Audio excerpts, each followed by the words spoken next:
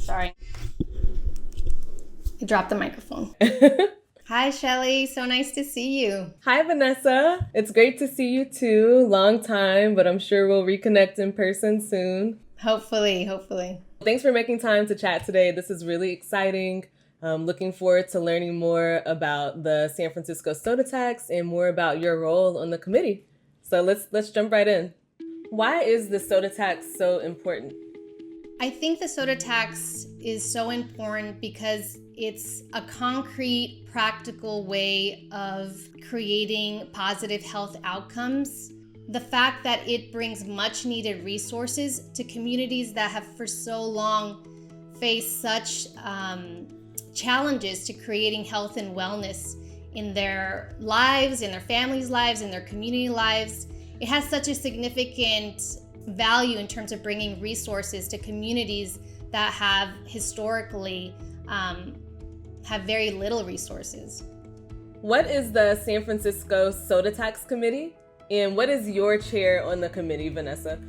The Soda Tax Committee was created through the soda tax legislation, and the body is meant to create a set of recommendations for how soda tax funds should be spent. And the seat that I hold on the Soda Tax Committee is one of the seats reserved for community-based organizations, nonprofits, doing health equity work in populations that are disproportionately affected by chronic diseases that are influenced by the consumption of sugary drinks. And in thinking about all of the amazing community-based organizations that the soda tax funds, can you think of one that stands out to you and just share more about that organization? I think one of the projects that stand out to me is one that Carecen is a part of. It is the funding of 3 children's oral health task forces in San Francisco.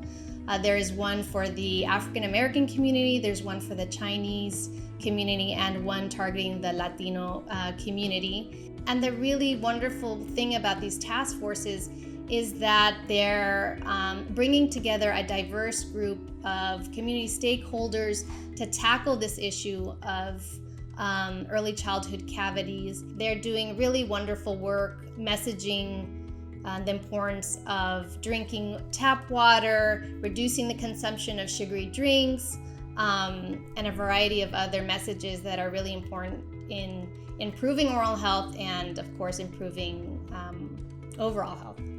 Can you share more about how the soda tax works to advance health equity specifically for ethnic communities within San Francisco that are disproportionately impacted by soda and sugary drink consumption? Well, I think one of the main ways that it impacts is that it de-incentivizes purchasing sugary drinks through the tax. But more importantly, the tax is a really important revenue for community-based organizations, community-based initiatives that are trying to address health disparities in those communities most impacted by the consumption of sugary drinks. And I think we need to still be engaged in this conversation and see how the soda tax committee can really be informed by the movement of this time. Wow, Vanessa, that's amazing. Amazing, really powerful statement. I couldn't say it better. I think it's just great too how the soda tax really engages and is welcoming to hear from the communities that are impacted by sugary drink consumption even at the committee meetings. So just having that open space for public comment and having the community input subcommittee who's like really reaching out to those communities to hear directly from them as to what they need. I think it's just a really powerful committee. What changes do you hope to see as a result of the San Francisco soda tax?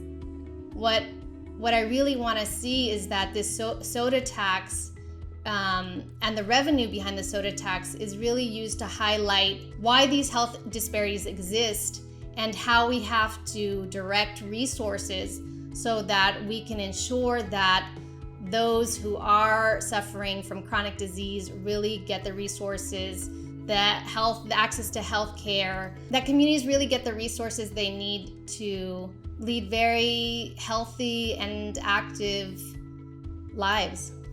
What does it mean to be healthy, and why is it important? I think being healthy is a lot more than eating healthy foods and being physically active.